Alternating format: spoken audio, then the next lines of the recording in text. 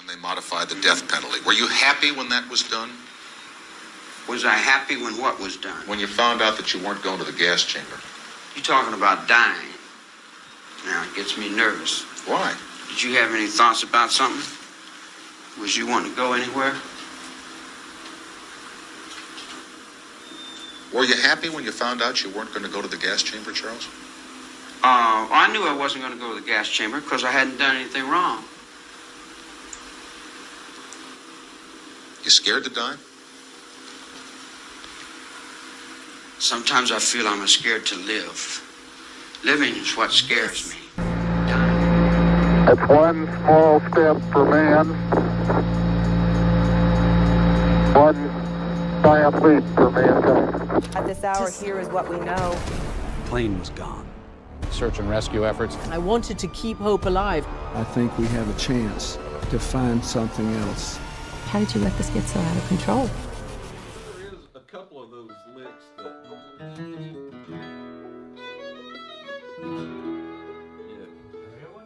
Yep, I'm rolling already. We're good. 1, 2, 3.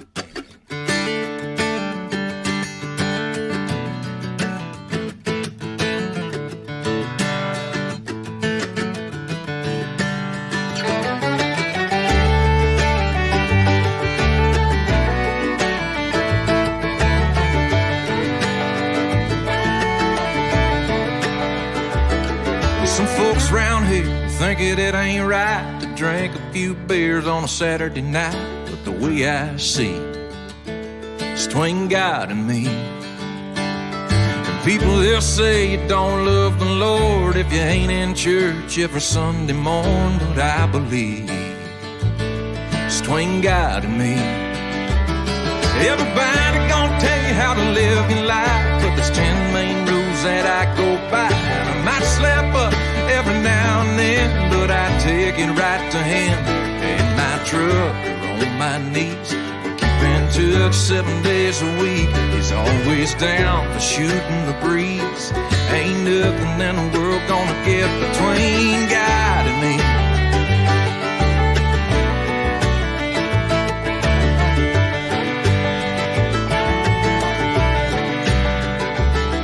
I fry my food and I raise my kids a whole lot like my daddy did. And if you don't agree, well, it might not sound pretty when I pray, but I talk to Him in my own way. In the book I read, it says that's between God and me. Everybody gonna tell you how to live your life, but there's 10 main rules that I go by. I might slip up every now and then, but I take it right to Him. In my truck or on my knees, we keep in church 7 days a week. He's always down for shooting the breeze.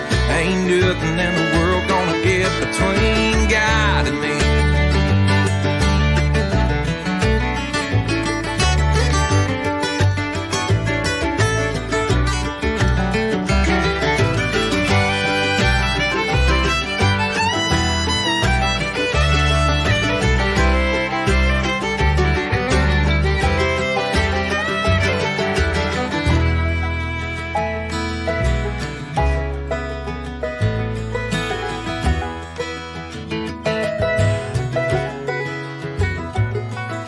I work hard and some years are lean, but He says ask and you shall receive.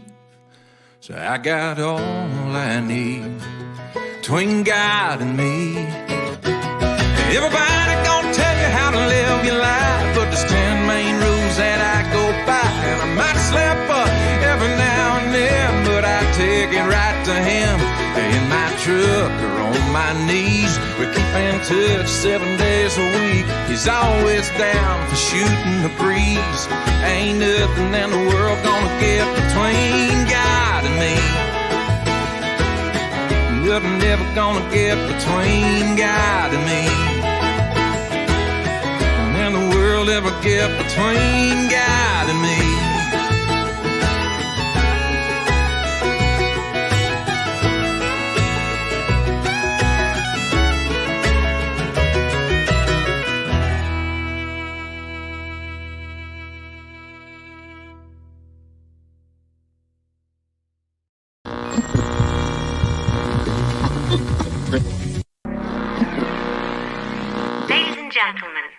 have your attention, please? You got the touch. This is the kind of thing that just tickles my balls.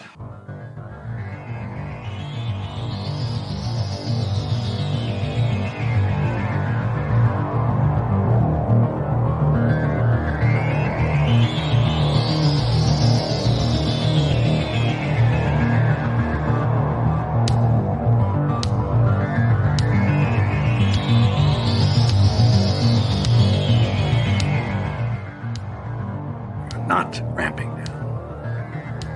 Just getting started. Nothing stops this train. Who are you? Oh, you better be joking.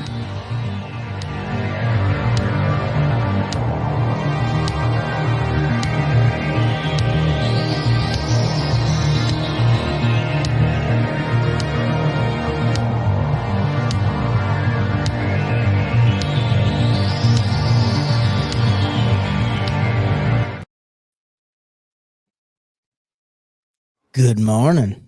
Greetings. Hello, everyone. Man, I wish there was a way to fade that out. I need to learn how to do that. As you can tell, I'm on a new mic. Hopefully it sounds okay. I did a bunch of tests earlier in the week. So sounds good to me. How does it look? Does it look good? Does it look cool? I see I can move it this way. All right, I can you look hear that? You look like Madonna from the Like a Virgin live performance at MTV Well, I have you one too, so you'll look like or Britney Spears. Well, now see, I'm a loud talker, so I pushed it out a little bit. So being a loud talker is better than being a close talker, right? Especially if you have bad breath. Gingivitis. I am a quiet talker, apparently. Not in real life, apparently just on the mic. Oh, okay. Well, I do want to say hello to Mr. Bobby Akers. Thank you for joining us very much, my friend. Happy to have you here. And we do chew bubblegum. As Justin replied, it is off camera. And thank you very much, Bolin. We appreciate you dropping by this morning. Happy birthday to our producer, Lucy, who is ill today. So do you think she's ill because it's her birthday and she's getting older? No, I think she's ill because, well, I better be quiet. But I know that Bolin has the cure. I talked to him this morning, and I know he can take care of her. So, but okay. Hey, I think we're both a lot older than her. I know you're a lot older than her, but I think I'm quite a bit older than her. Thanks, asshole. So, you know, if we're not feeling it on age, she should be fine. Good morning to Alan. We appreciate you guys this morning. We are not on static and noise this morning. Technical difficulty there. I'm not going to be able to post on static and noise until next Friday. So, or comment on anything. So on your YouTube channel? Yes, I have something called a strike, sir, because I uploaded a news story. And no one reported it. This was their automatic bot that checks stuff. And evidently this news story went against community guidelines. And I started taking a look at the actual community guidelines. Those, I'm not going to say what some of them are because there's shitheads out there that would try to go, hit everything. But, man, they are strict. I mean, it's like Catholic school guidelines.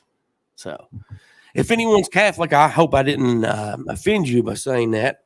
If so, it's a joke. Get over it. It's okay. It's okay to screw kids. It's okay to screw kids as long as you. No, not at all. Not at all. That's Catholic guidelines. It's proven fact that that's Catholic I'm just talking about getting a community strike, and you talk about and you say what you said. You said you got in trouble once before because you signed up when you were single for that dating site. And your username was Little Kid Lover. Right? Well, I was looking for single moms. That was the problem. I was looking for single moms. No, but we do appreciate everyone tuning in this morning.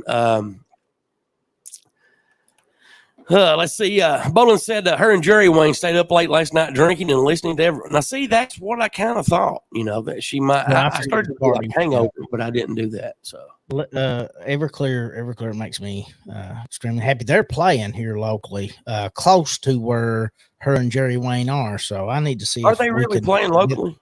Okay. Well, not local. Those were the guys that came out with a song. Well, I got a good job. That's $1. No, that's not them, is it? No, it's I will buy you a new life. Okay. Father of mine. What were the ones that was talking about 3 years?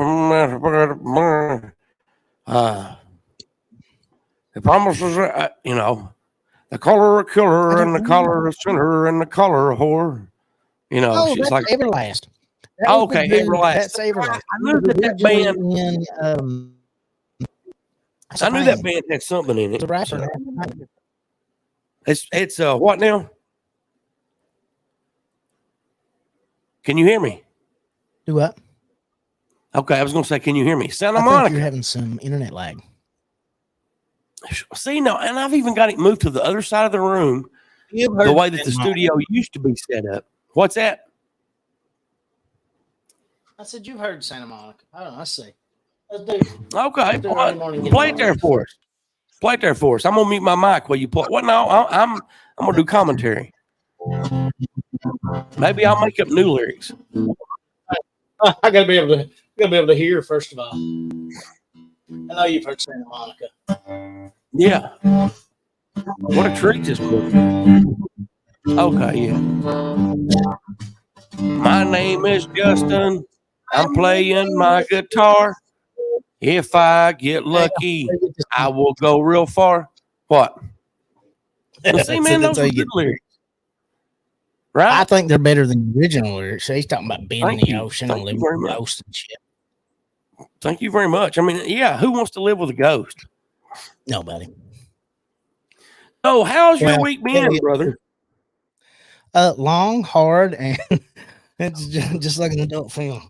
And I'm really sore at the end. So you've definitely been doing something right, I guess. It's I'm last couple of days has been rough, but I'm hanging in there. So definitely hanging in there. Got some more comments. Sounds like Provice, Bobby says. No, the talented guy in Provice isn't here. So sounds like the untalented end of Provice decided to have to quit. Yeah. But we still are coming to you live right now on the Here to Chew Bubblegum YouTube page, which I will be doing a lot more with this week. And on the Here to Chew Bubblegum Facebook page, we're on Twitch, and it's not called Twitter anymore. We're on X. Let's see, that sounds like we were on drugs. We're on X. One of us probably is. Yes, please go ahead. No, seriously, go, man. No, it was a joke. It sucked though that I got that strike this week. So, but and I started not to mention it, but I thought people's going to, I mean, shit happens. Well, that's the benefit to having this though, because you'll have some crossover from those people that do listen there, and this that's why you're not. That's why you're not on it. It right. Like I'm a big free speech advocate, so I don't blocking anybody for anything. I just don't.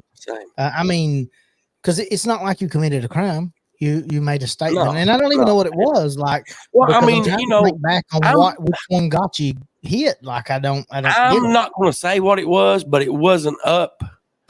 It was up less than 12 hours. Wow. And, I will tell you when we're backstage or whatever, or when the show ends, what it was. But, I mean, it aired on local news in Indiana. They aired it, It was fine. It was on the 6 o'clock news in Indiana, So, but, hey, shit happens. I mean, hell, I'm happy to be here, I love doing this every Sunday. That's what she said. But, I'm just happy to be here. And I may download a video and play one that I made yesterday that it's still kind of hard for me to believe that it's happening in our country.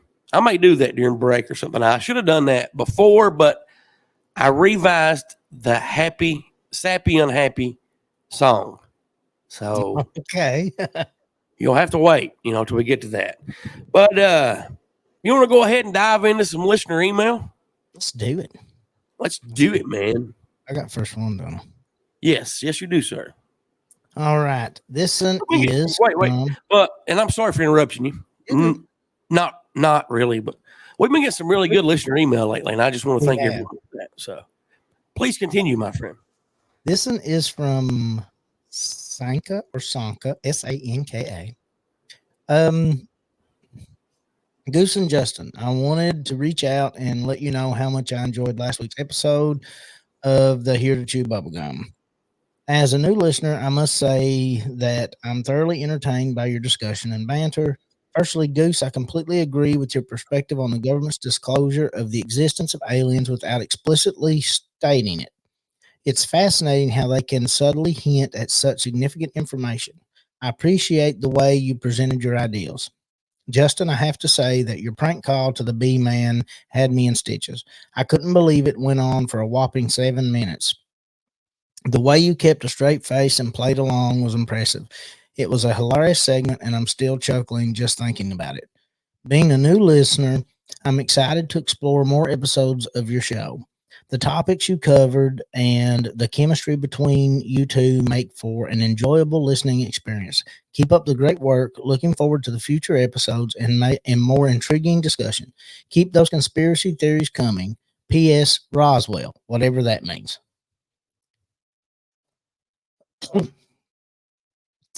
You're not coming through. You might be muted. Can you hear me? I don't know which one you all can hear. I don't know if you all can hear me or hear him. They can hear me now. Okay. I'm sorry that dude, there's too many buttons back here for me to be pushing buttons all over the place. So there's a lot. And hey, but we did start. I managed to hit the start button this morning to start the live show, and we're recording the audio as well on the other app. So we're doing good.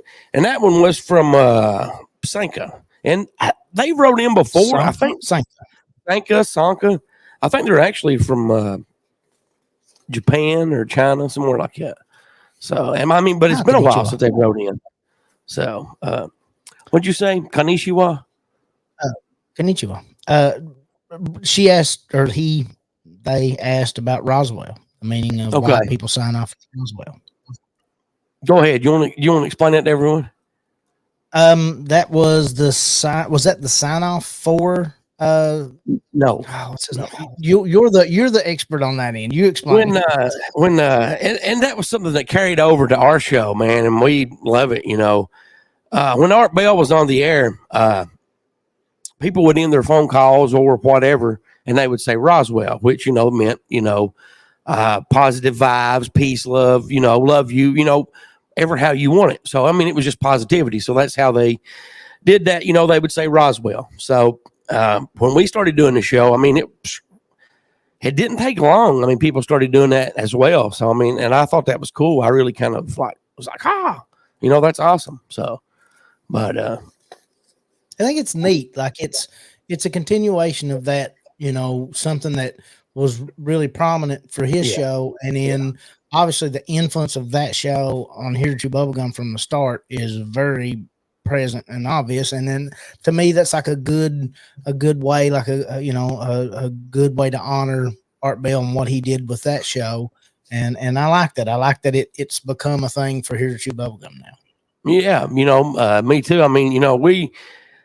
Art Bell surpasses us. We're like preschoolers compared to him. But just for people that listened to his show, whether it was new or the repeats or his last show or whatever, but for them to incorporate that in to contacting us, I thought that was just an awesome thing. And I still do. Yeah. Let's see here. Did I put Boland's comment up there? What do you think about that? That big fight coming up. What's your take on that? I don't think it's going to happen, but why? Aren't they supposed to battle in Coliseum or something like that. Yeah, I don't know if any of that's real, but I read those those quotes and those statements. I read they don't want to use the UFC and Dana White, which is a huge mistake on their part. Right. I think it would be fun and neat if it did. I think there's a lot of problem there with pride. Right. And well, see, and that's the same thing I thought. If one of them, and if you got a fight, someone's going to lose. Even if it's a draw, you'll have people saying, "No, he won. No, he won." But if it's not a draw and you really get your ass stomped, how are they going to publicly, Elon's ego, is pretty big. How's he going to publicly? Yeah, that's that might be what makes the fight happen is his ego. As far as the way and on a personal level, I prefer Elon. I do. I have no qualms about saying that. A lot of people feel the opposite way. However, I have no clue how much judo Elon done as a kid, but Zuck's a jiu-jitsu guy and a fairly competent one from my understanding. If that's the case, there won't be a lot there. It'll be a pretty quick submission. I would have seen from Zuckerberg. He'll just submit him quick and it'll be over, unless they make some type of agreement to try to make it last longer or come up with a standing rule. If they make it a boxing match with gloves, because neither one of them are boxers, it could last a long time. Somebody might get lucky. That, to me, that's the only way you get any time out of that. And that's probably the only chance Elon's got, unless he's secretly training and we don't know it. So you really don't think that it's going to happen? But same thing you said. I don't think Zuckerberg. He's much more of just like a robot. So I really don't think he has much of an ego. And if he's done jiu-jitsu any amount of time whatsoever, that will eat that ego up. But I think Elon's got a lot of ego, and he's also good friends with Rogan, and I'm sure Rogan's going, no, don't do that. Not unless you got a guy, because there was a lot of good guys come out and offered to train Elon, and he was like, no, I don't need it. So I don't recommend it for Elon, and I really don't want to see him lose to Zuckerberg because I just don't like him. But I don't. If it does, I think it's going to have some circus atmosphere to it. And I think if they it's definitely going to have a big top feel to it. Yeah, if they use the UFC and put a good fight card under it and let somebody that knows how to run one of those events run it, I think it stood a better chance of being taken serious. I think we could put on an event. I mean, not that one, but I think back here we could put on an event like that and get a good turnout. Yeah, Billy Joe Farnsworth versus Bolin Cox. Yeah. Lingerie pillow fight match. Or you could always have a tickle fight with you and Bolin. Ooh, let me tell you something. Me and Bolin in a tickle fight. That's going to be a hard one. It's going to get hard probably 2 or 3 seconds into it, and it's going to stay. Oh my gosh. Okay, moving on to the next email. It's from Cameron. Dear Goose and Justin, I hope this email finds you both in high spirits. I wanted to take a moment to express my sincere appreciation for the Here to Chew Bubblegum podcast. As a dedicated listener, I thoroughly enjoy both the online stream and the audio version of your show. The online stream provides a dynamic and engaging experience, allowing me to interact with our listeners and participate in the live chat. It adds an extra layer of excitement and community to the podcast. The audio version, on the other hand, allows me to enjoy your discussions on the go, whether I'm commuting or simply relaxing at home. I have a quick question regarding the live audio stream. I recall that it used to be available on AMP. Is it still streamed live on AMP, or has the platform changed? I would love to continue tuning in live and be part of the real-time conversation if I can't watch the live stream. You two together are like peanut butter and jelly. No offense to anyone from the past, but the show has really found its footing. I thought it was good before and couldn't get any better. I was wrong. It's great. Here to Chew Bubblegum is a highlight of my podcast playlist. I love to see the new episode notification each and every week. Thank you very much, Cameron. I don't really remember Cameron when I saw that email address. I don't remember him really ever writing in before. So if that was your first time, thank you very much, Cameron. Thank you for that. To answer the question, we've not been on the app in a few weeks because, and you can blame me because we still have the generic email address and the website's not up to par like I thought that it would be. But, hey, I'm just one person. And we could have something in the works coming up to have our own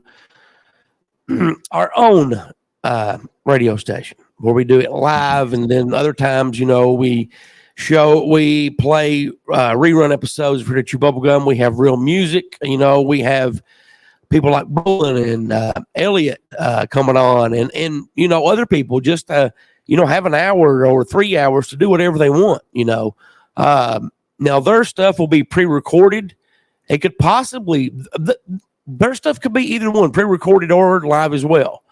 So, we do have that coming up. And then Justin had the idea of a online video, not necessarily TV station, but what did you call it? Like a free streaming service from YouTube and Amazon and Roku and stuff like that. So we're looking at that too. Now this stuff takes time to do, and but so we're working intelligence because I have no idea how to do any of it. We're getting to it as fast as we can. So, but maybe next Sunday I may program us back up on AMP. I do like AMP. There were some things that I didn't like. I don't like just you have to wait until the song completely goes out before you can talk. I don't like that at all. That made no sense to me. How's the internet? Yeah, on AMP. Am I lagging right now, or am I good? It's lagging. Am I lagging? Okay. You are lagging. See, I have no idea what's up with that, man, because I used to have no problems. I'm the only one in here, and I've got the Wi-Fi on my phone turned off. And there's a cell phone tower literally, not even 500 yards from the bunker. I've had problems. I've had a lot of problems coming through that area with my phone. I have AT&T as a provider, and I'm having trouble. Right. The people that have the local provider there, a lot of them can't even make calls from that stretch through the lights all the way up past Walmart and stuff. So really? I don't know what the deal is there. Yeah, I can't call my contractors because they all have the local carrier, and they can't get out at all. Now with AT&T, I'm still able to get out, but it's not great service. Right. Well, maybe that's what it's been. I mean, because it's only been doing it. The first couple of shows, you were in a studio. It didn't do it. I mean, hell, we had like your computer, my computer, my phone. I think you had your phone hooked up, and it was fine. So must definitely be something on AT&T's end.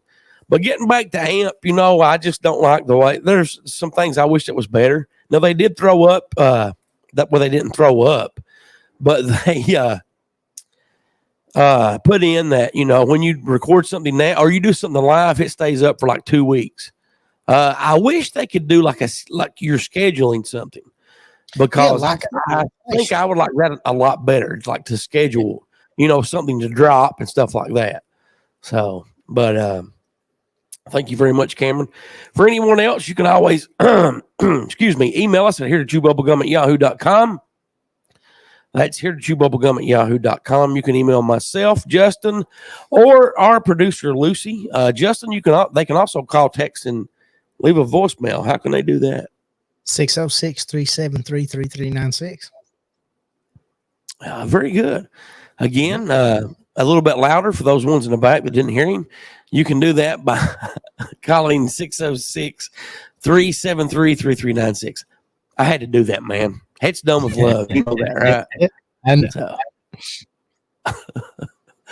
I'm moving on. Do you want to go ahead and do our Sappy Unhappy? If you do, wait just a moment. And let me set everything up back here. Do you want to do that, or do you want to I know I had called Mother Good, but we can save that for some other time if you want to. Whichever one you want.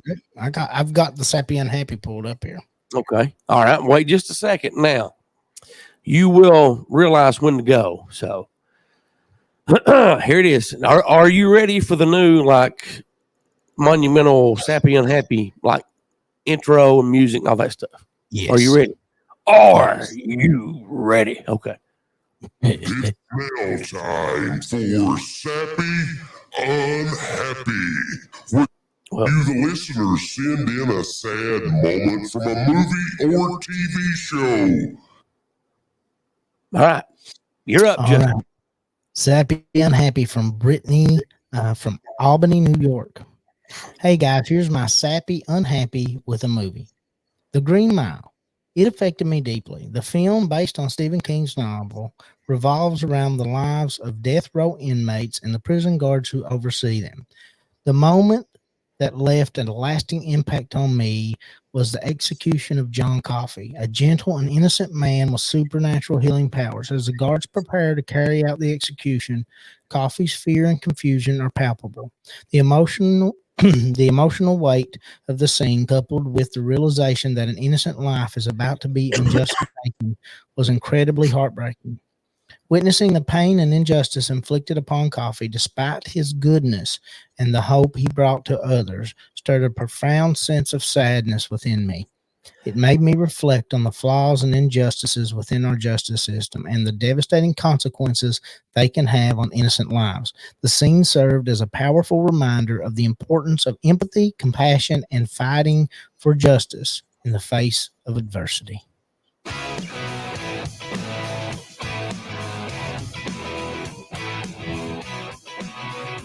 Let's go. There it is.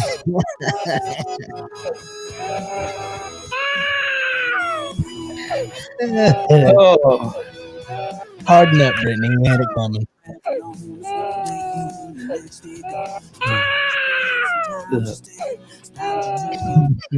What was that, man? I told Brittany to harden up. He had it coming. Oh. I don't know. I've never seen the whole movie. You have never seen the whole? Are you serious? Third boss. I've made it. I made 2 or 3 attempts at it. Why No, you just don't like it? No, it's not. It's not my thing. Really? It's not a bad movie at all. It's well made, well written. Seems well. It's just not my thing. I get bored with it. Yeah. I don't know. Like there's parts of it, but like I know the part was I'm sad, I'm tired, boss, or whatever. When he's like, I remember like I've seen those clips and stuff. Like it's a well acted movie. He's phenomenal in it. It's just not my. It's not my thing. I don't know. That's a good one. What about the what? I like Drop Dead Fred. It's a good movie. Yeah. Drop Dead Fred's good. It's kind of different. Kind of in a different genre. It was real similar. You didn't think it was real similar? What about the Shawshank Redemption? Do you like that one? I don't hate it. It's not something I'll ever watch again. What gave? How many times did you watch it? Well, you had no choice but see it in segments because it's the only movie I think TNT and TBS owned for years that they could play. But I've seen it all the way through one time, and it's well acted, well written. It's a great movie. It's not my thing. Well, you need to watch Stir Crazy. Yeah, Stir Crazy's good. It was better. Stir Crazy's good. You need to watch get a DVD copy of it or VHS and watch it without the commercial interruptions. And I'm pretty sure you'll like it a lot better. Oh, we rented. I've watched. Yeah, I mean it's a great movie. Like I really like bad movies. I really do. What's your favorite bad movie? My favorite bad movie. I always go back and forth. The generic answer is The Room, and it is really good and really bad. But I really believe Samurai Cop is probably my favorite bad movie. Now that's got Forrest Whitaker in it, right? No, that's Ghost Dog. I love that movie. I don't consider it a bad movie. I love that movie. But Samurai Cop's an old 80s movie. I couldn't name the dude to save my life. It's an exceptionally bad movie. But apparently, Howard the Duck is a horrible movie, and I love it. No. So Howard the Duck's a good movie. Howard the Duck's a good movie, man. And you're the only 2 people in the world that think that because everybody else thinks it's god-awful. It was such a failure. And I'm like, how? It's such an amazing movie. That's the same love Howard the Duck. Same here, I like when she gets frisky with the duck too. Yeah, I like Howard the Duck. What about Ninja 3, The Domination? Great. It's I've got it here. Do you really? Yeah. What about Ninja 1 and Ninja 2? Ninja 1, the one where they start out in the white uniforms, I don't have. I've had trouble finding it. Ninja 2, I had on VHS and it's got mold. I want the entire set. Ninja 3 was hard to find. Ninja 3, I got in some type of set. It's a bunch of different movies, and Ninja 3 is on it. If it has that was the most successful one was Ninja 3. Probably. Like it's, it is what it is. I love it, but they're hard to find. But if the movie has Ninja in it, it's probably in that shelf over there. I have all 5 American Ninjas.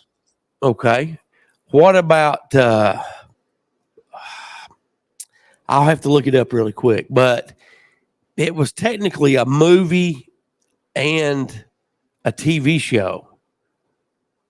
And I know that sounds weird, but it was. And there was only like maybe 1 or 2 seasons of it. It don't have Ninja in the title, but it's called The Master. That was the name of it. No, I need to check that out. You've never heard of The Master? Really? No, not that I can remember. But did they use the TV shows the episodes to make the movie? Yes. See, because and I can't remember what happened if it was canceled maybe after season 1 and they turned just like season 2 into a television movie, because they only had like, I think it was less than 12 episodes a season. So they took, like what would have been season 2 and they just put it into a movie. And then there was like a special edition back in the 90s, maybe late 90s, where they had both of them mixed together as a movie on one DVD. And then you have another DVD in the same set where they were broke down as TV shows, and they kind of had like the what was the VHS one that would have the little bubbles and pop and tell you backstories and stuff? The name of that show, pop-up video. Yes, they kind of had that in it before pop-up video. I need to find that. See, I like that idea because I love Planet of the Apes, and I'm going to get this wrong. They come up with either 3 more, maybe 5 more movies. The original Planet of the Apes cutting up the TV show into movies. And I can't remember the name, but one of them was always one of my favorites. And I loved that. I liked that TV show, which obviously I seen it in syndication years after it went off on Sci-Fi Channel and didn't get to see it all right off. And then I seen an episode one day and I was like, hold on, I've seen that movie before. And it was because they had taken some of the episodes and cut them into a movie. Right. Let me see if I can find it here really quick on this. Give me 1 second. That was my greatest obsession as a child. I wanted to be a ninja. Really? That was my career. Oh, yeah. My career goal. My grandson's like that as well. He wants to be a ninja.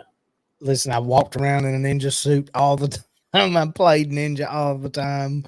It's what got me originally started in the martial arts. I just love it. It's my thing. Okay, here we go. Let me see if I can. Let's see. I probably shouldn't navigate away from what we're at. So let's go to right there. Okay. Now, did that, when I closed out, did that show the window there? Does it show like YouTube? No. It shows you trying to get onto YouTube right there. Yeah. Okay. All right. Let's see. Let me search it here. Well, if it would stop. See, no, I've got full bars. I have no idea why. All right. Let's see here.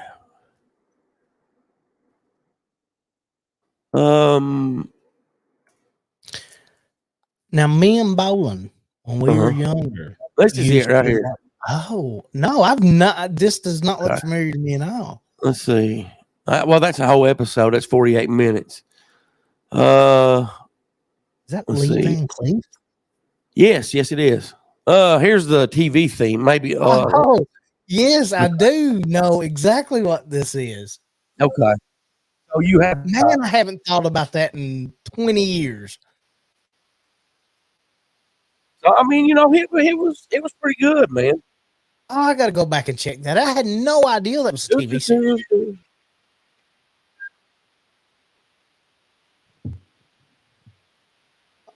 Oh, this got me excited. Timothy Van Patten. Oh, how? Yeah. Oh, yeah, I definitely got to go back and check this out. Yeah. You've made my day. Well, thank you very much.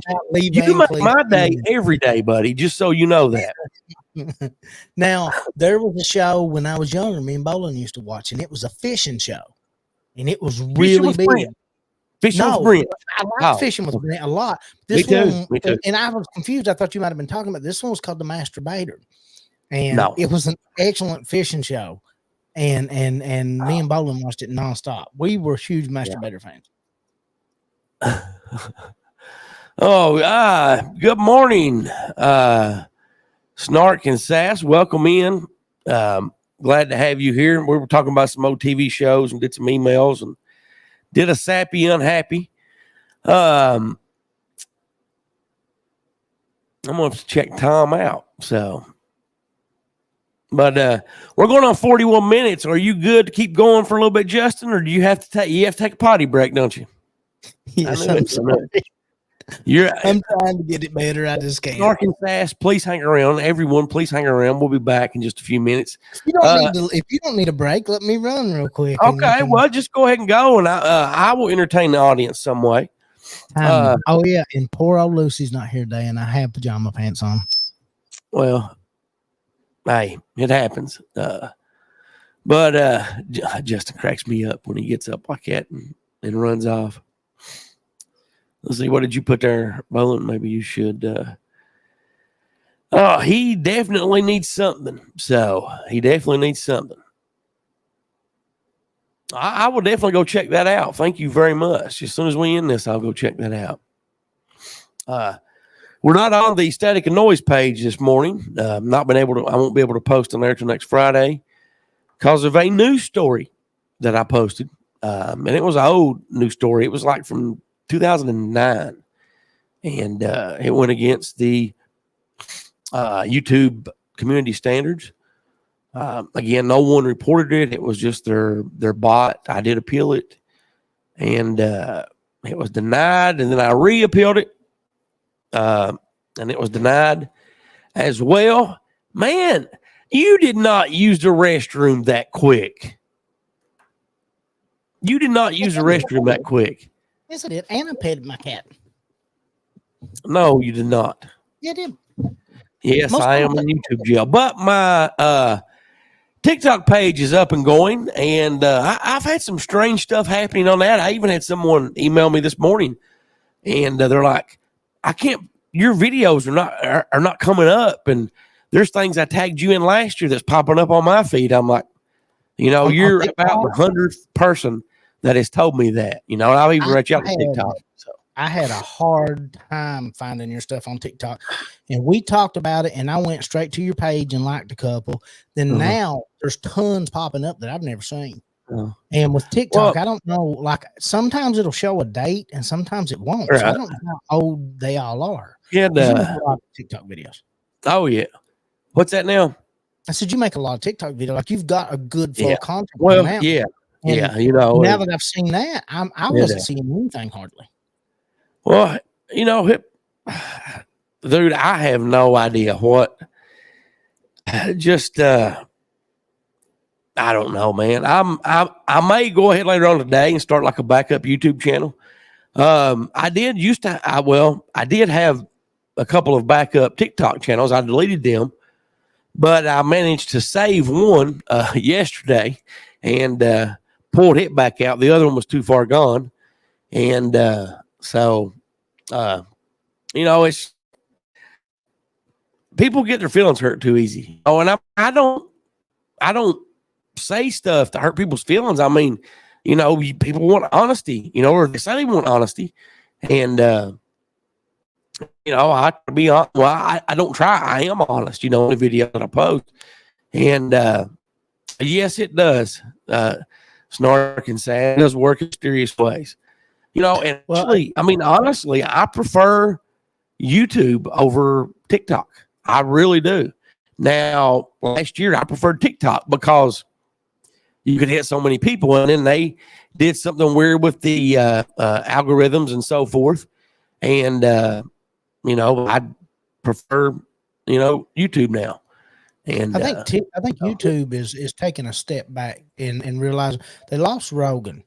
That was millions and millions of views a day between all of those episodes. He pulled all of his episodes when he left. And then you've got guys like Theo Vaughn right now that are having a lot of trouble with YouTube. Now he's not got Rogan level views. Right. Somebody came along, especially for podcasts, because a lot of these people, Jordan Peterson, Joe Rogan, Theo Vaughn, they're having a lot of trouble getting their stuff yanked. And it's, most of that algorithm is monitored and enforced by AI. And that's why I went from being really afraid of AI to not being afraid of AI when I realized what AI was. And that's not a good thing. It causes so many problems for them. I think they're going to have to back off of that. If they don't, they're going to lose a lot of views. Oh yeah. And then you've got some more coming up. I noticed Rumble, people starting to mention Rumble a lot more. It's pretty much like TikTok. On my end, it takes for hell and ever to upload a video. I had an account, had a few videos on it. And for some reason, I went to log in and the account's not there. I had to create I wanted me to make a new one. And I'm like, I don't, no, I'm not doing that. So, but yeah, man, all that stuff is just, and there's another one that is exactly like TikTok. And I can't think of the name of it. I mean, everything from the look, the way you put up videos, everything. It's 100% identical, but, it's from an American company. It's not really doing a whole lot as far. I mean, I think they've got maybe 100,000 people total that use it. I mean, and that's a good number, but it's been out for quite a while. So, but I can't think of the name of that one. We're bad to stick with that stuff. What was that? I said we're creatures of habit, and people are bad to stick with those, even though we know they're not great. Right. They're not doing the right thing all the time. It's convenience, and everybody knows that. Right. Now, that's like with X or Twitter, whatever it was. The only reason I'm not familiar with what happens there is I never got the appeal of that platform ever. And now I'm realizing there's video. Like I knew there was video and picture options there at some point, but it's just not a good setup. To me, Instagram, if you don't want kind of bombarded with a lot of political stuff or something, because I don't. Right. Like Instagram works really well for me. The musicians I follow, the artists I follow, the authors I follow, and then my friends. That's who I see. And I don't get beat to death. Right. I've had some copyright strikes on music. I'm fine with that. They are to protect artists. And then I think the day before yesterday, I had a pair of Adidas pants on and I actually hashtag. I tagged Adidas in it, and it got me for a sponsorship thing. Really? Yeah. Oh, I literally had on something that I had wore 25 years ago, and that because it's so weird going in stores right now. I'm in heaven right now, and with music, I'm in heaven right now. In '98, I was a huge Deftones fan, just like I am now, and I think all I owned were outside of jeans were Adidas track pants. And so I bought a brand new pair of Adidas track pants, and I had on a Deftones shirt from 98, from the album they released in 98. It's a remake. I wish it was original. That t-shirt's worth like $500, which blows my mind. Really? Yeah. All the old stuff I used, like from about 95 to 2000, the cassette tapes that were released, because that was the end of those runs, especially like new metal cassette tapes, something that wasn't made a lot of, they're worth a fortune. Those band t-shirts are worth a fortune. Those 80s band t-shirts, Guns N' Roses, stuff like that, are out of this world expensive. Well, I still wish I had some of my original ones. And, Me too. I did years ago, and I hated to let it go, but I mean, I was in a bind and needing some money. And I had a kidney. No, I had a Series 1 Daryl Dixon from The Walking Dead, the one with short hair and the wife beater shirt, and I only give like maybe $8 for it at Monkey Punch. Yeah, I had that and the Series 1 Rick, and I sold them both on eBay in 2014. You know, they were about 4 years old. I sold them both for I sold them together for $600. Wow. Because at that time, the Darrell one was going for like $500 by himself. Jeez, okay. And, but you know, now they're not that much now. So, well, that stuff fluctuates so much, you know, up and down. Yeah. Well, and one of the reasons that it sold for so much is because that was the end of one of the seasons where they thought Darrell was going to die, and that's why the value of that little action figure jumped up. I can see that. And but he didn't die, you know, at the end of that season. So I give props to the person that bought it off of me, because you know me, I love 80s stuff. I love Bill Murray. I want to see if I can show you with it. Well, I'll try in a minute, but I don't get into Funko Pops out of fear of addiction. Like, right. I'm so afraid of getting addicted to Funko Pops. And, you know, I'll collect old stuff from time to time. I've noticed that the Bill Murray Funko Pop stuff is popping up. And, you know, back here on this wall, all my Caddyshack stuff, well, they make a Karl Spackler. And they had it at Monkey Punch. That's like one of my favorite stores. It's definitely my son's moving in there yesterday. I bought some CDs and some records in there yesterday. But we went to Monkey Punch, and forever he's had that Karl Spackler for like $30. I'm not giving $30 for a Funko Pop. I've got Bob Wilder from What About Bob, and I've got I can't remember, John Winger from Stripes. So I've got those two Bill Murrays, and then a beautiful human named Elliot hooked me up with a full-size Peter Venkman. But I need Venkman in a Funko Pop, and I need everybody from Caddyshack, but more than anything, I need Bill Murray from Caddyshack. And I've seen those start to rise and rise and rise. And I found one pretty cheap on Macari the other day, and I'm about to pull the trigger on it. It's been open. I don't collect. I just want the childish stuff in my room. Right. Well, you just need to go ahead and just buy it. Don't pay attention to what Rachel says. I don't think she notices when I get that, because I wonder when she comes in here and she looks. I'll give everybody a quick little peek. It is dirty because when I was selling on Macari, I shipped from here, but I'll give everybody a quick little peek at the room.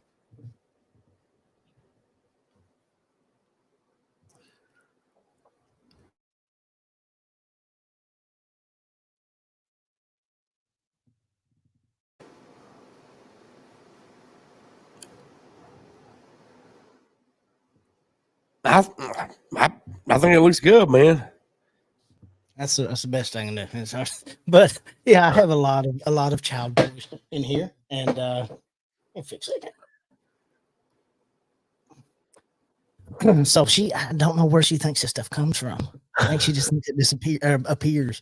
But see, when I was selling good on Macari, they give it to me. Goose was cleaning out his closet, honey, and what does Goose need with an ET? You know, Goose doesn't need an ET, so he's sitting home with me. They give it to me, and then occasionally, I have really good friends who like JoJo, who will give me Beetlejuice. There you go, Beetlejuice with the removable head, with the little shrunken head. I'm gonna tell you what, anybody gives you Beetlejuice, is a good friend. JoJo's a beautiful human. So, you can save that guy for later. So, what do you think about the remake? Do you think it's going to be, or not the remake, but the sequel? Do you think it's going to be good? Do you think it's going to be bad? What's your thoughts? Everybody came back. You've got Burton is going to direct. You've got Keaton's back. What's her name? Lydia's back. Yep. And then Jenna Ortega, who's, I've seen a little bit of and some stuff. She's really cool, and she's worked with Burton already on that Wednesday thing, so she's going to be in it. So I'm excited. I've actually read the script for the original Beetlejuice 2, which has been made back in early 90s. Right. I read it online. It was horrible. And this one's being made in the same town, which is a good sign. Because the original was supposed to be like Beetlejuice Goes on Vacation. or they go on vacation to Hawaii or something, and Beetlejuice goes, well, like, it's awful. I read it. It would have been horrible. I'm glad they didn't make it. Then I'm glad they're making it now, especially with my, being there as well. Sammy Davis Jr. supposed to play Beetlejuice. Really? I did not know that. That's who they had pegged for Beetlejuice, was Sammy Davis Jr. Okay. I did not know that at all. They didn't want Keaton. How did with it then? I think it was just kind of him getting hooked up with Burton through something else, and then almost none of the Keaton parts were written. That's almost all improv, and he's only in the movie for like 8 minutes, and he's the best part of the movie. What do you mean he's only in it for 8 minutes? His total screen time is it could have been 16, but I think it's like between 8 and 16 minutes. His total screen time. Beetlejuice? Yeah. It's all the minutes. No, I'll Google it. It might have been more. It's definitely under 16, but I want to say it was 8. Because there's another movie that's very similar. The main character. I never thought about that until you mentioned that. I mean, I never really had that. That's 8 minutes. 17 to 18 minutes. And he don't show up until after the 25-minute mark of the movie. Right.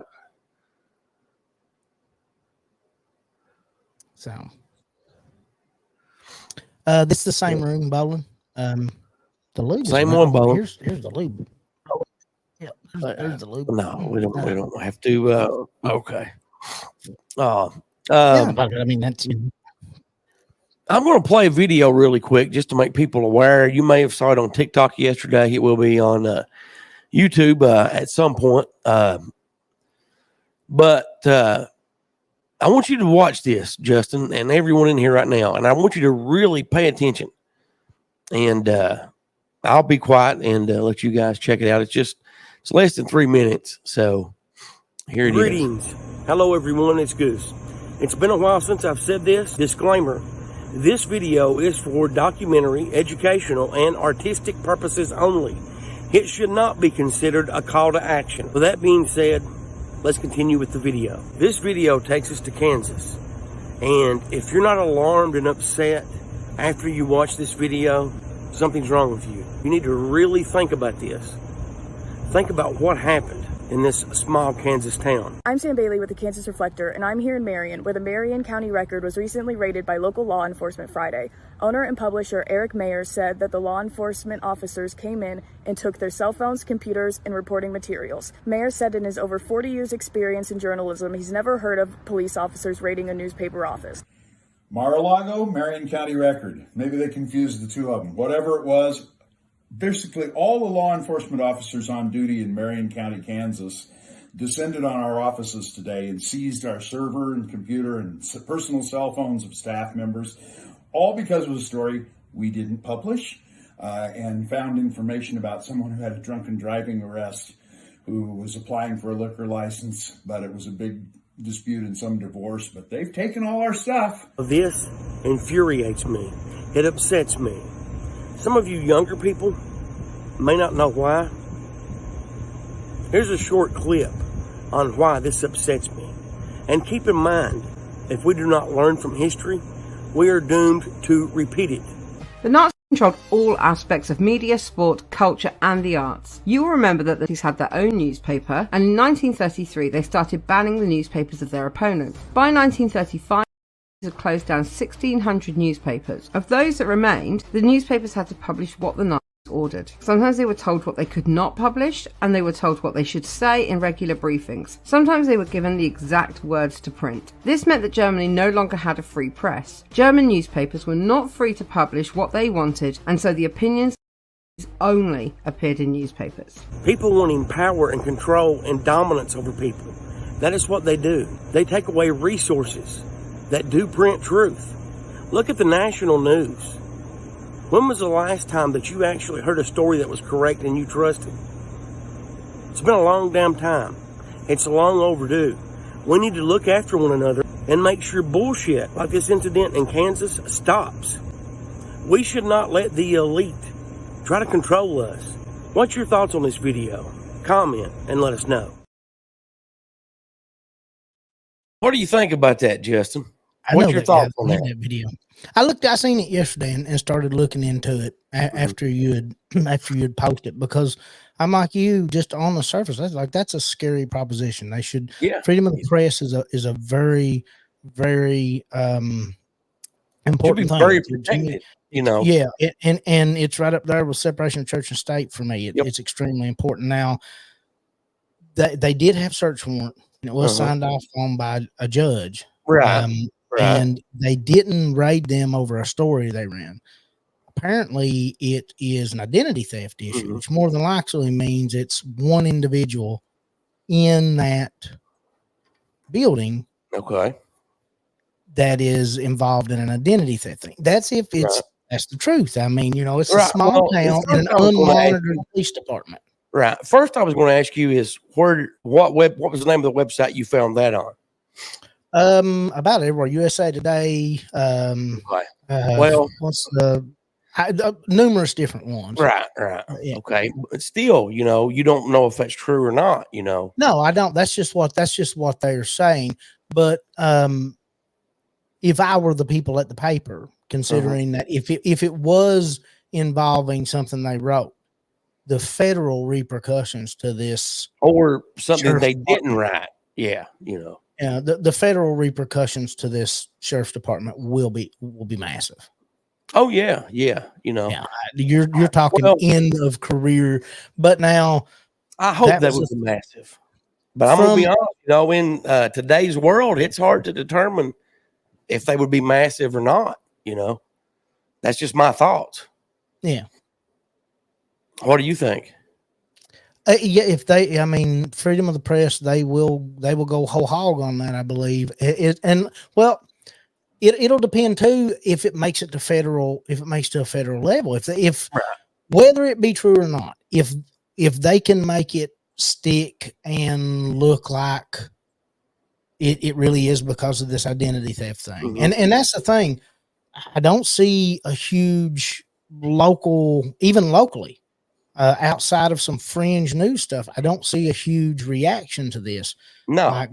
That they've had problems with these people before or anything. I've not seen anything like that. No, but I have seen a lot on this identity theft thing, and again, that could it could not be true, but if it's true, then again, that's something else that'll fall federal. And if that's the case, then the newspaper could be hit with a lot of federal stuff instead of the sheriff's department. Oh, definitely. Now, when I first heard about it yesterday, I made that video pretty early. It was like around 8 o'clock, and I posted it a few hours later. Before I posted it, I did go look to see if there was anything else written about it, and I couldn't find anything yesterday. And it didn't surprise me, because it seems like, and that goes along with, what's that? News-wise? Yeah. I did. Yesterday is when I but it was later in the evening. Yeah, mine was early. It was like maybe around 9:30 when I went to look to 9:30, 10 o'clock. So I went to post it, and I went back to look to make sure there wasn't an update or something. And I couldn't find anything. And look at what's happened over the last couple of years. And I really think the world today is a dark place. I think our government is doing things that we think other governments are doing that we never dreamed they would be doing. And I'm going to be honest with you. No matter if and this may, irritate some people. This is just my opinion. I'm one person. If you don't like it, you don't have to listen and get your own podcast and debate it. Hell, I'll even tell you how to set everything up. But if I was working in law enforcement in that town and I saw that signed by the judge, I would refuse to do it. I would not be involved in that, simply because, that is press. Now, if the identity thing is true, and going back to it being in a small town, everybody knows everybody. Why not just call them and be like, hey, we have an identity thing. We're working on this. Can you bring your computers and cell phones in, or, and cell phones in, and just, that's what I would do. That people may be listening and they, be like, well, that's stupid. They're going to hide the stuff. They're going to get rid of it. It's a small town, it is a newspaper. So, I mean, if it was really bad enough for a big identity theft thing, I mean, you'd be able to trace it to other computers besides that one. If that's where that person, the state's working on it too, because the database that was in question was a state database. So it's not said what, it's not said what state. It is a Kansas City state registry, some type of database that had been compromised. And they had used, apparently, the access granted to a journalist to do that, because apparently there's some freedom. And so there is state cooperation, and that chief of police did thank the state and state organizations and other local organizations. He didn't mention federal. Mm-hmm. He did mention state. So I don't know. Like, I think it's Wisconsin. Wisconsin has a pretty good separation, especially court-wise and trial-wise, between federal trial and court and state. Mm-hmm. And they're pretty big on it. I don't know how Kansas falls on that, but I don't know that they may have been heading up the investigation because they were local. Right. But from what I read, I don't think they were the only, by any stretch, the only group involved in the investigation. Okay. Well, it's just, I'm going to keep following the story, and I may even tomorrow try to reach out and call the police department, sheriff's office in Marion County, Kansas, just to see if I can, get a word from them, because I mean, I really think that, and they're, and I'm glad people have picked the story up, like you said, USA Today and bigger national papers. I am going to check that out to see what they put, because I honestly thought that it would go, nobody would report on it, because it seems that that's how everybody, I mean, like, they just, stuff that they should be reporting on, they don't, Well, I don't want to give credit to the wrong group. Now, I did read that in USA Today, and I want to say New York Times. One of those two, maybe both, did mention that it's unprecedented. That I don't think that has happened, is either in Kansas or maybe federally. And because you do have the Federal Protection Act of the press, which would prevent the police from doing that.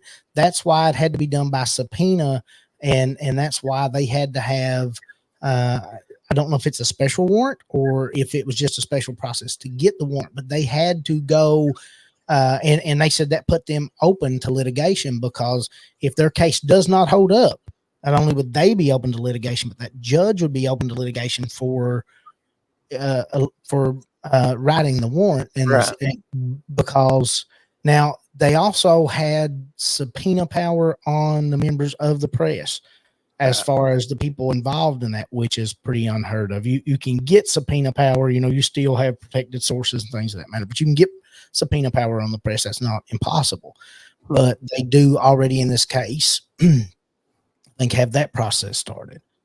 So I don't know. And I don't know if anybody else I think the owner of the paper has spoke out.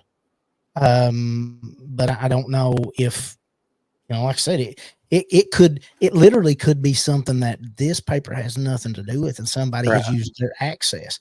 And if that is the case, boy, that's a big goof up. Well, I think it's time to hold judges accountable. Definitely. Because that's where most of your failures come from in the legal system. When it gets to that point, DAs and judges are responsible for more mistakes in the legal system than any other party. Oh yeah, I totally agree with you. I dropped the link in case anybody wants to come up and join us this morning. Justin, moving on to conspiracy theories. A lot of good conspiracy theories out there. I'm not ready. Now, there's a conspiracy in one that I was going to add to the list, but I could not find the story. And I'm talking about the Marilyn Monroe conspiracy. We had talked about it on the show a couple of years ago. And what the hell are you doing? I'm putting tinfoil hats on. Okay. Because I want to be protected. I think Trojan makes stuff for that versus I got them both covered though. Reynolds aluminum foil. I ordered these offline. It's a set. Okay. I'm ready. But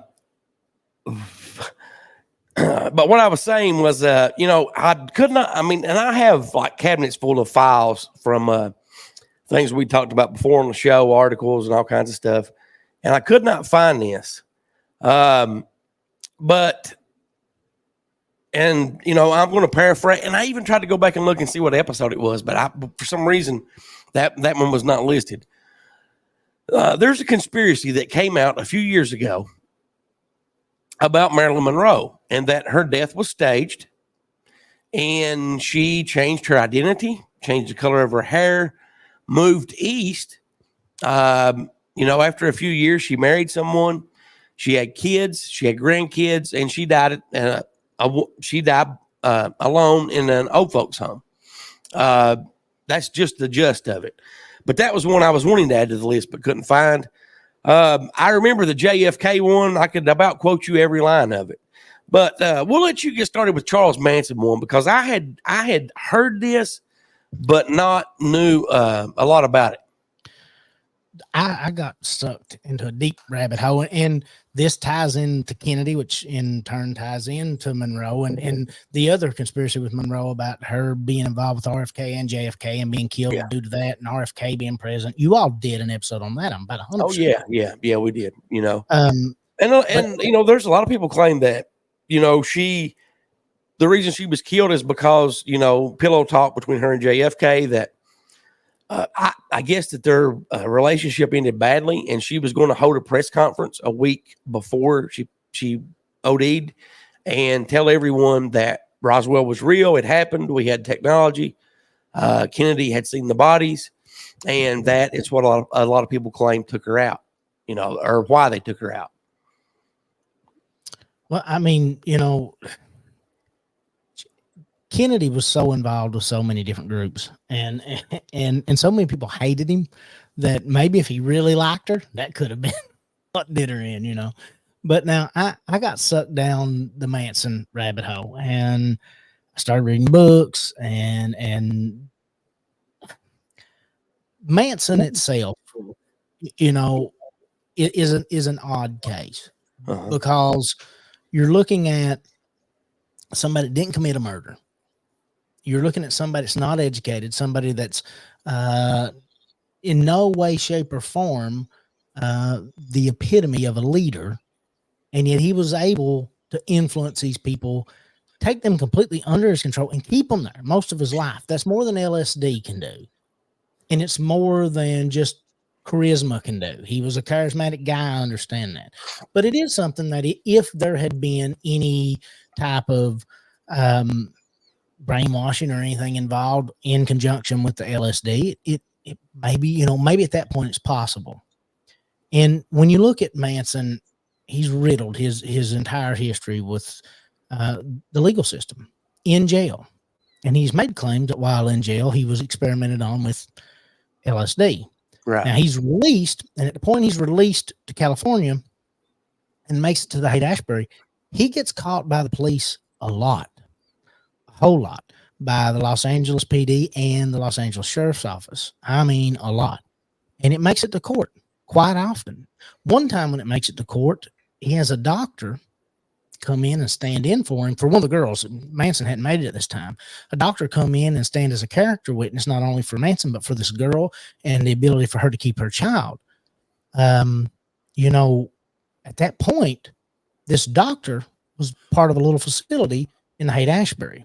He had also been Manson's parole officer at one point. Manson never got in trouble for almost anything he did. He was under a massive investigation by the sheriff's office in Los Angeles at the point in time that he was preparing for these murders. They also executed one of the largest manpower search and seizures in the history of Los Angeles at that time on Manson right before the murders. Manson got away with a whole lot, and that got me curious. And I found a book called Chaos by Tom O'Neill. I found a couple of different documentaries. One they just released that's pretty syncs up pretty good with Tom O'Neill. They released it a couple years ago. I want to say maybe it's on Prime. I read Helter Skelter for the first time in my life. Just going through these different things, and what I found that interested me the most was Manson connected to a lot of things I didn't think Manson would connect with. And I'm going to try to put up here, let everybody look at this. Let's see. Window. Let's look at this one. Now, Manson, who, like I said, if any of that's true and he was able to get away with anything he did, there'd have to be somebody involved with him. If you look into Manson in this little community that he's in Haight-Ashbury, you find a guy not directly related to Manson at the time, a guy named Dr. Jolly West, but a guy who is, however, connected to Jack Ruby, was one of the main people in MK Ultra, was the doctor in charge of Jimmy Shaver. And if nobody's ever heard of Jimmy Shaver, he's the airman back in the 50s, I think it was, that went, they say, temporarily insane and murdered and killed a small girl outside of a base and then couldn't remember it. And Jolly West actually testified in his case. West also pops up in the San Francisco Project, which is a project that was going on at the same time in Haight-Ashbury that Manson was there, and it's a project Manson is linked to. He was linked to Operation Midnight Climax, which happened in California, where they give the Johns the LSD and see what they've done. Operation Mongoose, Project Bluebird. I've not found a permanent link. Dr. West is the guy that made all of these big revelations in converting these Korean POWs back after they had been, quote unquote, brainwashed after the Korean War by saying we were doing chemical warfare. The Koreans got him to say that. And then he was also a member of Project Artichoke. And if you see every single one of those projects that Dr. West is linked to, the CIA is also linked to, and LSD is also linked to. You've got a lot of mob ties, like you get him with Kennedy. Kennedy got elected because of the mob. They bought out Chicago for him. They brought in the Union vote, and that got him in. It probably got him killed because, the mob's in with the Bay of Pigs or on Kennedy election. They're probably in on Cohen Pro. They're in on the Kennedy assassination. The mob is heavily linked to Manson, along with the military. Shannon Tate, her dad was Colonel Paul James Tate. He was U.S. Army intel officer for 23 years. J.C. Breen, the haircutter that got killed there with her ex-man, his name's Thomas John Coomer. He had 4 years in the Navy and was in Korea. You had Pick Dawson. He was the son of a diplomat and one of the original suspects in that murder. So many different Polish nationalists, including Frykowski, who got killed in a house and was a veteran, that it's wild. And then all these people are basically come down to this guy named Uncle Charles Tekow, an ex-U.S. Marine. He was retired. He was a dealer, a big friend of Mama Cass, and was the original suspect before Manson was.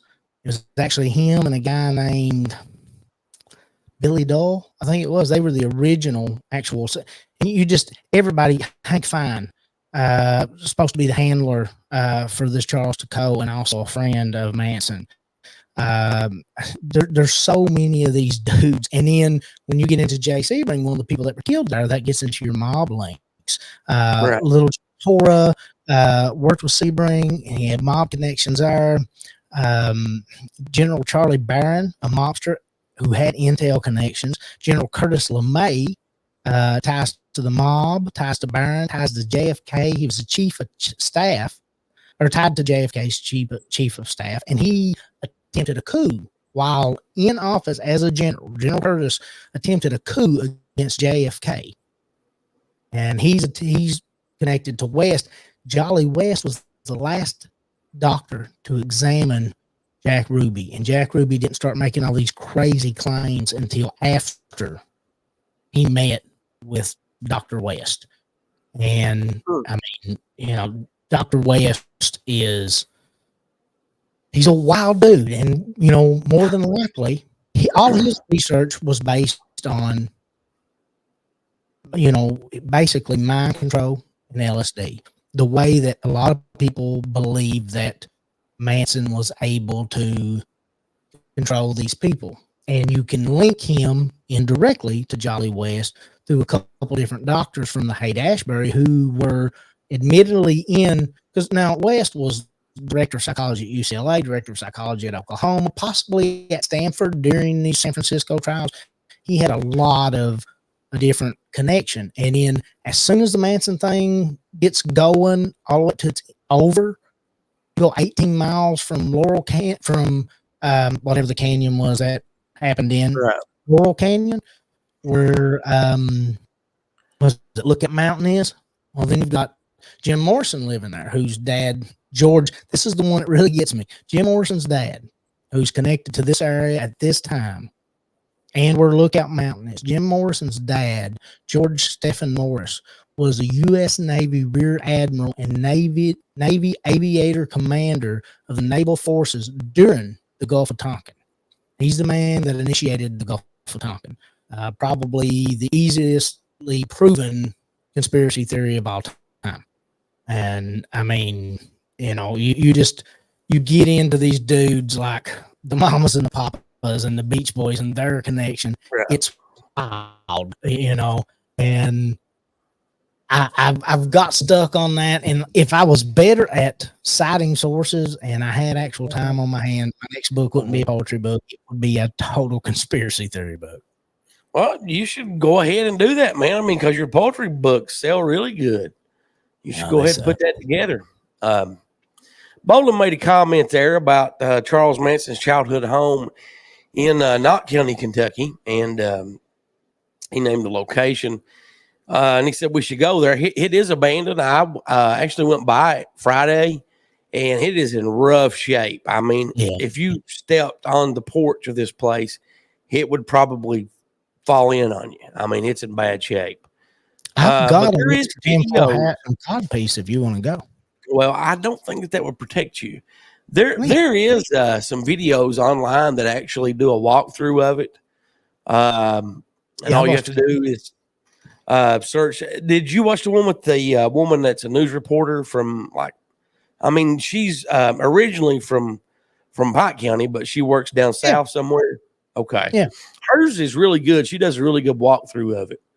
But, you know, all you have to do, like I said, is just search on YouTube Charles Manson's childhood home, and it will show you where it's at. Now, the thing about that is they lived in an apartment upstairs, and like the downstairs was a saloon and bar. And but he lived there. No one really knows for certain how many years he spent there, right? But he did. I mean, it is known that he spent every single summer there. Yeah, I think he was there what time his mother was working there. He was actually raised by his grandmother. Right. I've seen sources that don't mention that place at all, but I've seen a lot more sources that do. And I mean, the dude had. He admitted himself that he remembered that place. Yeah, the letter. Remember that? The letter to Daily. If you look that up, I think it's on YouTube. We had a local newspaper the editor wrote a letter to him asking him about it, and the letter didn't make it back to him. We did that on Believe It or Not, didn't we? Yes, we did. The letter didn't make it back to him, and you had never heard of that when I told you about it. No, I had not. I had no clue of it. So, like he was saying, the editor of the newspaper wrote Charles Manson, and asked him, had he ever been in, Knott County, Kentucky at the Blue Moon Cafe? Something. Yeah, cafe. And Manson actually wrote on the letter, it was something similar to like, I remember that place, Mom worked there. That's what he wrote. Yeah. Now, for some reason, like Justin said, it did not get mailed back to the editor of the newspaper. And everyone assumes that a prison guard sold it to an autograph company that sells autographs. And that's how, and it was being sold, on the letterhead, and it had a description of it. When Mr. Daly saw this it wasn't a website, it was in a book or a magazine, I guess. And he saw that and recognized, well, this has to be the one that I wrote. And he contacted him, and it was the letter that he'd wrote like a few years before. But he actually did get it back, So like someone stole his mail. So yeah, and just think about that. I mean, that's that's mind blowing. If you look at Whitey Bulger, Bulger was put into, he was put into prison. He was experimented on, admittedly by the CIA with mind control. He was part of the MK Ultra program. Whitey Bulger's a big gangster from up in Boston. Well, that's the same story that's been told about Manson years before it ever came out about Whitey. And Whitey's went to the full, went the full gambit of trial and everything. And right. he was open about it eventually, but he agreed so he could get some early release time. And I think they may have reneged on that on him and didn't let that happen. But still, like, Manson, his path through jail. And I mean, it's an amazing thing. Yes, snark and sass I do, but it's all like outdoor, like hiking, and like I don't do this stuff very often because like I don't know near as much as these other people do. When I was younger, my level of what do you mean you do this stuff every Sunday, man? Well, not like I mean I don't do it as well as you all do it. Like I don't know, because here's the problem with most of it. I don't believe any of it like that, and so it makes it fun for me, but it seems to not be fun for people that watch it. And I've done some deep dives on Talk. You don't believe in hiking? Not being big episodes. No, I believe in hiking. But like the Manson one, I do believe in. The MK Ultra one, the Wormwood, the Olsen, like I do. I'm fully invested in that because to me, there's proof there. I wonder why Manson never said anything about it publicly. I think he really thought, one, that he was going to be protected as time went on. And when they got him in jail,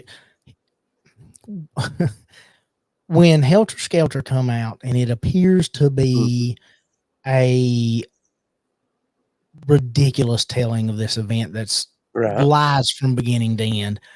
I think when it come out and he'd already got this sentence, I think he thought he was going to go in and come back out at first. And when it come out, I think he settled into the fact that, hey, I'm stuck here. But Manson asked to go back to jail numerous times after being released. He tried to be a pimp, and he wasn't a very good one when he first got out. He tried a lot of things. Manson liked jail. I think he liked the free drugs. I think he liked the lack of responsibility. And once in jail, he was very well protected, and he was a celebrity. And I think he liked it in there. And I think it made him feel important to be a part of this. And, if he exposed them for what they did, then he's not Charles Manson. He's not the God amongst men. He's not Christ returned. So either it's a matter of he started to believe it himself, or it's a matter of, he wanted to keep that illusion alive. And he did. All the way. I mean, there was women proposing marriage, and like for a guy like that. He was married to an 18-year-old when he died, and he was 80 something. So I mean, like, really, what benefit? That's the point. His mind was altered. What was the benefit? And that's another thing. I know the thought that this guy pulled this off on his own. Like, I'm sorry, he had to have some help to do this. And Snort and Sass made a comment earlier about everybody being connected. It was all right. Yeah. If you look at the guy they originally thought had done it, that Uncle Charles. All right, John Phillips. He was from the Mamas and Papas. He was born on Paris Island. Right. His father, Claude, was a Marine. He was very, very close with Mama Cass, and Uncle Charles was her drug dealer.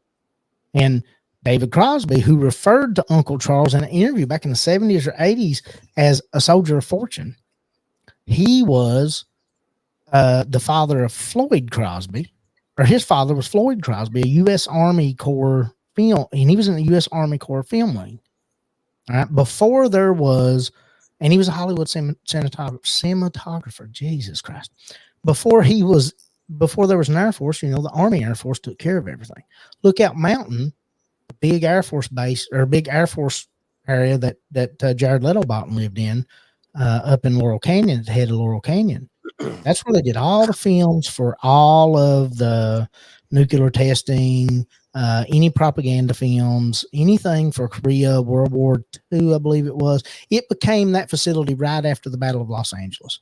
Right after that, the Air Force got it, and it became that facility. And that's where they stored and kept all of their film that once that facility was closed was sent to Wright-Patterson Air Force Base. And, I heard a statement made, a quote made by a guy that's big in AI, that if the moon landing was faked, it was faked at Lookout Mountain. That was the head of all that at that time. That makes sense. Well, thank you very much for bringing me up to speed on that. When you told me about that, I did a little research as well, and I think you're right. I think he did have connections to the CIA. I don't know how he originally became involved with them. That's something that I tried to find out. Now, keep in mind, too, that he spent a lot of time in West Virginia. Yeah. Now, that's where he was born. Yeah. And he spent a lot of time as a juvenile growing up and stuff there as well. In West Virginia, in relation to Washington, D.C. and some stuff like that, back in the day, you had your good roads would go through, West Virginia and so forth. And I think it's, there's just a lot of things that I think, like you said, add up. I didn't go as in depth as you did, but I think, maybe he could have somehow went to Washington and, and it could have been started. I mean, he could have been picked because, like I said, he had a troubled past. He had a troubled childhood. He was, arrested and let out a lot. And I think he could have been a prime candidate for it, for the simple fact was, Whitey Bulger was arrested and let out as well. So you've had troubled people. Why not use them? There were just similarities. And there's some other people that has been, and I can't think of the guy's name. There's another one that has been confirmed, as being in MK Ultra. And he had a past like that as well, where he was in trouble with the law a lot and, minor crimes like, burglary and stuff like that. So what were you getting ready to say, Justin? Manson's parole officer. Mm-hmm. And it's weird, you're looking at a parole officer. This guy, you would think that would be his area of expertise in his career. His parole officer from maybe San Francisco actually quit his job and moved to the Haight-Ashbury and became a research assistant through Stanford on the program that Jolly West, who is a CIA doctor, was working on. And he is the doctor. This guy that was the parole officer has now become the general physician that is seeing Manson and the girls for their STDs and at a free clinic. Right. In Haight-Ashbury. A free clinic that the day Tom O'Neill released the book Chaos, that the day or the week of that release, that facility finally shut down and all of its files taken out. Makes you wonder why it was shut down and all of his files were taken out for. It was the first time it had ever been linked to Manson, and it was the first time that Jolly West had been linked to Stanford, because at that time, I believe he had taken a sabbatical from the University of Oklahoma, which is where he came up with his mind control theory and released that paper to the CIA. And it was released, maybe the church, whatever it was, when Kennedy and them guys went after him in 75, I think it was, when they went after the CIA. That report was released in it, redacted, but released in it. But at that time, he was on sabbatical from Oklahoma, but Stanford, I think it was in charge of that research, and he immediately, they disavowed any connection with him once that book came out and all that came clear. And I don't think he became the director of psychology at UCLA until after, but UCLA kept all these papers. They kept every bit of this. All this research is there. There's a guy named Gottlieb. I can't remember his first name, but I have to look at it. I don't even have it written down. But Gottlieb, Alan Dulles, I know you know who Alan Dulles is, and Richard Helms. They were all part of, supposedly part of MK Ultra. I don't think Helms or Dulles one had 100% been confirmed on that, but they had a couple little shell corporations, and these are the corporations that while he was at Oklahoma, that they actually sent the funding for all of his research at Oklahoma. Those followed him to UCLA. So UCLA, Oklahoma, were getting huge endowments by the government through Jolly West to do experiments with LSD and mind control and all these things. And they were coming through shell companies that in the 70s, Edward Kennedy ended up finding out was, related to Gottlieb and the CIA. Well, what's your thoughts on the moon landing? Do you think it happened, or do you think it did not happen? And before you answer that, do you care to type out your Yahoo link and drop it in the chat there? That way people can sub to you and so forth. Oh, YouTube. I don't even know. I don't even know what it's called. You'll have to let me look it up. And great minds think alike, Snark, because by about the time that I clicked on your comment, I was saying that. So I'll have to look it up because I have no idea what yeah. The easiest one to find is Talk Junkie. This is a podcast, so it's anywhere you can find podcast. On the moon landing, like, man, I go back and forth, because like there's a lot of stuff that confuses me on it. I think we went to the moon. I think we landed on the moon. I think the moon is just the moon. I do not think the video footage is legit. I think that there was possibly damage or something. Now, for all the reasons that people point out, the shadows and all that, there's been some of the best in the world at imaging that say those can all be explained. And I don't thank you, Bolin. I don't know. That's the YouTube link, everyone. Yeah. I don't know if I'm 100% on that, but I think if it's faked, that's the only part of faked is the image. And I understand why we went back. There's this grossly misquoted quote that goes up forever saying we don't have the technology to make it anymore. We definitely have the technology to make it. We would make it. And they erased over the original moon landing footage. Now that they did, and I think that's what makes me lean towards that being faked. But the at the time that this quote was made, where somebody said we don't have the technology to go back, that's not true. We didn't have the infrastructure to go back, and we still don't. We don't have the infrastructure right now. The United States of America only had the shuttle program. The shuttle program doesn't get a low Earth orbit. It doesn't make it. The shuttle could not go to the moon.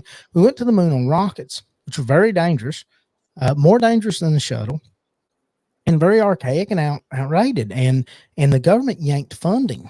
And so the rocket program was replaced with the shuttle program. We did make it to the moon purely on human calculations. I forget the lady's name. She's a very intelligent lady, and she had about a 6-foot high pile of calculations that got us to the moon and back. And actually, Jack Black's mom, who was pregnant with Jack at the time, actually helped with that process and those computations as well. But the reason that we don't go back isn't that we don't have the technology. It's that we don't have the infrastructure. We don't have a rocket system. When we want to go to the space station, or we want to go anywhere in space or send anything up like our satellites and our telescopes, we have to use either the European or Russians to do that, because we don't have a rocket system. NASA had no funding for years and years and years. They were bottom of the barrel and got nothing. So that's why we quit going. And another reason, if for nothing else, if there was no other proof in this world, Russia would not let us say, neither would China, that we had been to the moon if they could prove we hadn't been to the moon, because that would be the way it was well hid and well guarded. But how? I mean, their intelligence agencies, they never even attempted to say no, they didn't do it. Because it is suspicious. You think about it. Kennedy goes, we're going to go to the moon, and we made it really quick. But I think if you look at all those times, or all those, all of those things that add up, like, to me, I don't see the benefit. It's kind of like flat Earth. Why tell everybody the Earth's round if it's not? Why tell everybody you went to the moon if you didn't? Like, I could see it in that time in the Cold War, but let me tell you something. If that happened in the Cold War and we lied about it, Russia would know. Even if we told the truth about it and they thought there was any chance of proving us wrong, I think they would have bounced on it. Well, okay. I've done a lot of research on the moon landing. I've had a lot of stuff sent to me by people that listen to the show that claim to have, inside info. I've had links with documents that had a plan starting in the early 60s to, we're going to do this in phase 1. Phase 2, we're going to the moon privately. We're going to do this base, we're going to do it publicly, 1969, all the way up through the 70s. Now, they did record over the tape. They did say that they lost the instructions, the know how to do it. I think the guy said they could recreate. That's not the quote. That's not the quote that they made. What was the quote? I'd have to look it up. I think it's, we no longer have the quote that's always repeated is, we lost the technology to make it to the moon. I think the quote that was made was, we no longer have the infrastructure to make it to the moon. And I could be wrong on it. That's what I had always heard. Okay. Well, and then didn't the guy say in the same interview that, well, we can figure out how to do it again. It would just take a long time. Didn't he say something like that? Calculation wise, I don't know. We may be looking at it because in modern times, NASA says calculation wise, getting to the moon is much, much easier than it would have been in the 60s with a good rocket. And that's why they're funding Elon. With Elon's rockets, a trip to the moon is now easy. And my understanding is they are going back to the moon. No, we have been since Obama was in office. They yanked some funding, but Obama had probably goofed up that week. I don't remember what it was. And it's like every president, including Kennedy, when you goof up, say we're going to the moon. And so they are working. I forget what the planned mission date is for the moon, but I know COVID cut it off. But I mean, calculation wise, like 2025 or something like that. And we're going to get a bunch of the dirt and moon rocks and stuff like that to make you can use it in cell phone parts and computer parts. Yes, because we're trying to beat China back up there because China's wanting to mine it. Okay. They're wanting to what now? They're wanting to mine the moon for those minerals. Okay. Which they're wanting to use rovers, but the idea of the government's wanting to get up there as well, because if they can launch from the moon without atmosphere, if they could make a launch station on the moon without atmosphere, then Elon could make the trip to Mars a little easier. Okay. Well, the last thing that I'm going to say, and I've said it tons of times on the show, look at what they say that we traveled to the moon in. I mean, me personally, I think it looks like aluminum foil, cardboard, and duct tape. You know, if that's what we actually landed on the moon in, there's no way that we went to the moon, because you can look at pictures of this. I mean, and it's idiotic to think that we got in that and we drove that to the moon. Now, that's my personal opinion from looking at pictures and so forth. Well, are you talking about the rocket or the lander? The lander. It looks the like it lander's was at made, Wright-Patterson. It looks like it was made out of aluminum foil, and it looked solid to me. If that's really it, I seen it at Wright-Patterson. I believe it was either Wright-Patterson or Washington. I believe I seen it at Wright-Patterson. Now, there is some of those that are missing that were never located. They went missing because they had, I can't remember how many that they had, but there was so many missing. Well, now, Reagan sold to scrap a good chunk of the rocket program and some pieces, including the rover that NASA tried to fight in court to keep. One of the spare maybe actually one of the, not the first rover to go, but one of the other, because they left a rover on the moon the first time. Right. And I believe, and that's another thing. Like, now just imagine it's still there. Why has not anyone zoomed in on it with a telescope? I don't know that they haven't, and I don't know where it's located. Because, like, that's the thing is you hear, like, the footsteps. Everybody talks about the footprints. The footprints aren't right. Well, if you actually look at the boots they wore over that go on the bottom, those footprints are right. The pictures of that you're seeing of that footprint, that's not the actual outer boot when they're on site. So the footprint is right. If you like almost every one of those things, one of the most entertaining debunkings of that would be the Wi-Fi's. If you watch it, it's probably the most entertaining debunking of most of those things. But tons of engineers and scientists and guys have went through and debunked most of these concerns 100 times. Right. And they make sense, but like, I mean, to me, but you know, I don't know. There's, you know, that's the weird thing about these things. You're never really going to know. You know, like, all right, if paperwork come out tomorrow saying it was fake, well, is that then going to change your mind? You're going to go, well, because something that dawned on me yesterday is the government in a congressional meeting, and we talked about this, and it didn't hit me as hard until yesterday. They basically allowed someone to say, not only are aliens real, but they've been here. We have dead bodies and we have live ones. My reaction to that was nothing compared to what my reaction to that would have been 10 years ago, 15 years ago. Oh, it would have been front page news. You know, there would have been mass panic. There would have been, you know, all this, all that, you know, but none of that's happened.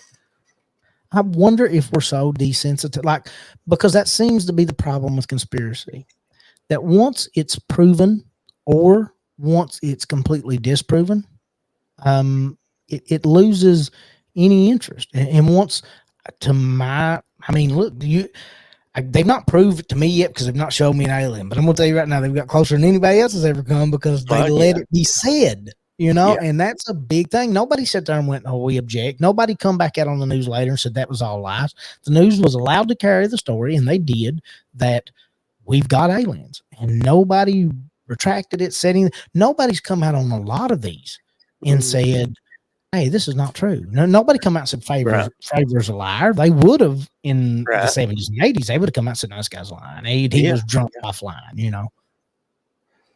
Oh, that's a good point. Well, moving on to the JFK Jr.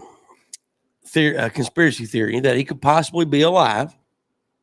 Do you remember this one when we talked about it before on the show? I think it was me and Cronkite that had talked about it. Yeah.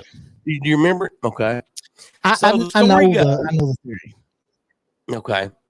Well, the theory goes that, you know, JFK took off on a Thursday night, Friday morning, you know, after midnight, from New York to Martha's Vineyard on a trip he'd made hundreds of times. Even though people say he wasn't a skilled pilot and so forth, he'd made this trip a lot. And so the story goes is like a day before, 24 hours before, he went to the airport to where his plane was at.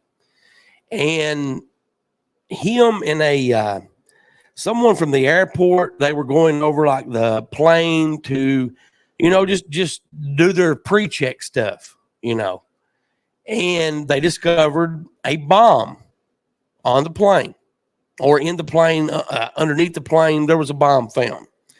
Now, during the time that he died, he was considering and had told people he was going to run for senator in New York. Guess who else was going to run for senator of New York and actually got it? Clinton. Yes, Hillary Clinton. So the theory goes, the conspiracy theory goes that they got up with law enforcement, told them, what they had found. Now, the law enforcement was not like local. This was like government officials. So they came up with a plan that a Air Force pilot was going to fly the plane up. They had rigged the explosives up to explode with a remote.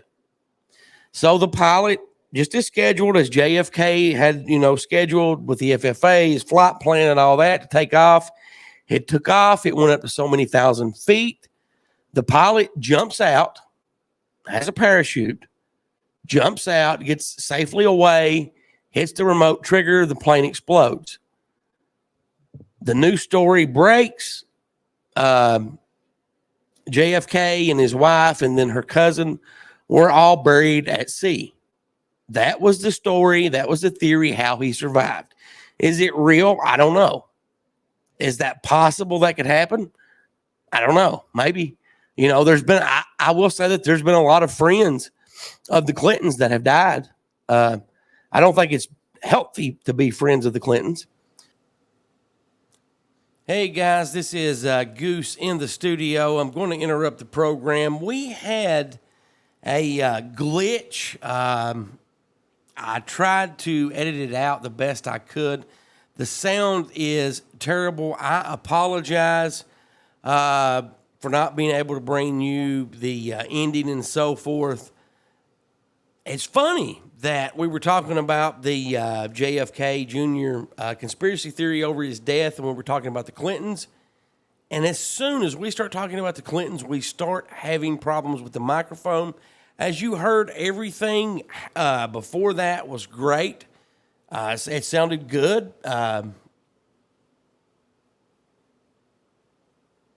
It makes you wonder.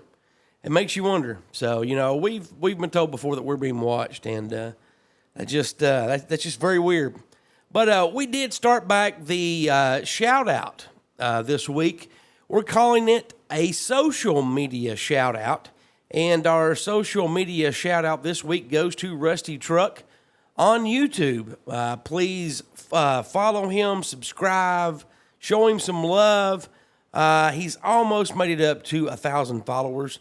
And you can check him out at Rusty Truck 4810. That's at Rusty Truck 4810. Just go to YouTube and search at Rusty Truck 4810. He is our social media shout out of the week. I do hope that Lucy gets feeling better. Be sure to check out her Etsy page, /shop/LNR Craft. And be sure to check out our friend, Luke Fugit with Scientific Fugacity, and Justin Perkins, one of my best friends, on Spotify with Talk Junkie. I'm going to close it out this week. Be sure to remember we all have a voice, and together we can make the world a better place. And if Justin was here, he would say, mean people suck. See you next week, everyone.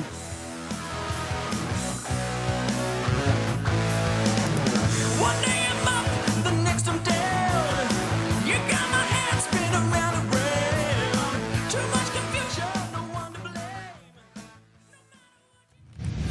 systems are offline.